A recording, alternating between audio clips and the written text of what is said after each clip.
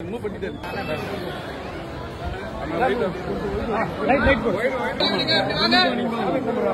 வலி விட்டு இப்படி வந்துருங்க, வலி விடுங்க, வலி விடுங்க.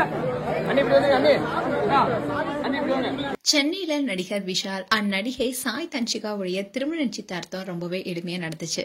நடிகரும் தென்னிந்திய நடிகருடைய சங்கத்தின் பொதுச் செயலாளருமான விஷால் நடிகை சாய் தன்ஷிகாவை காதலிப்பதாகவும் நடிகர் சங்க கட்டடம் திறந்ததுக்கு அப்புறமா தான் திருமணம் செய்ய போதாவும் சொல்லியிருந்தாரு. இந்நிலையில விஷாலுடைய பிறந்தநாளான நேற்று அண்ணா நகர்ல இருக்கிற விஷாலுடைய வீட்டுல விஷால் அண்ட் சாய் தன்ஷிகாவுக்கும் நிச்சயதார்த்தம் நடந்தது.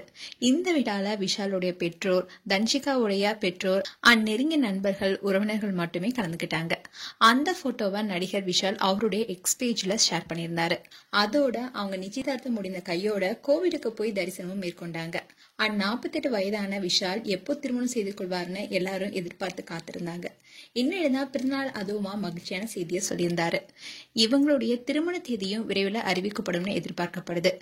இந்நிலையில செய்தியாளர்கள் கிட்ட பேசியிருந்தாரு நடிகர் விஷால். அதுல அவர் என்ன சொல்லியிருந்தாருன்னா, எனக்கு 16 வருட நண்பர் தான் தன்ஷிகா, கடவுளா அனுப்பிய தேவதை தான் தன்ஷிகா.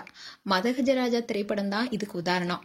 13 வருஷத்துக்கு அப்புறமா வந்த படம் கூட ஒரு பிளாக் பஸ்டர் ஹிட் ஆனிச்சு. அதே மாதிரிதான் கடவுள் ஒரு பாதையை அமைச்சு கொடுப்பாரு. காதல் இல்லாம சினிமா இல்ல, ஆக்ஷன் இல்லாம சினிமா இல்ல, இது ரெண்டுமே இல்லாம சினிமா இருக்காது. ஆனா கண்டிப்பா முத்த காட்சி இருக்காதுன்னு சொல்லியிருக்காரு. அண்ணா கண்டிப்பா முத்த காட்சியில் நடிக்க மாட்டேன்னு சொல்லியிருக்காரு. அது மட்டும் இல்லாம 9 வருடங்கள் நாங்க காத்திருந்தோம். இன்னும் 2 மாதங்கள நடிகர் சங்க கட்டடம் திறக்கப்பட இருக்கு. கட்டிடம் திறந்த அடுத்த முகூர்த்தத்திலேயே எங்களுக்கு திருமணம் நடக்கும்னு சொல்லியிருந்தாரு விஷால்.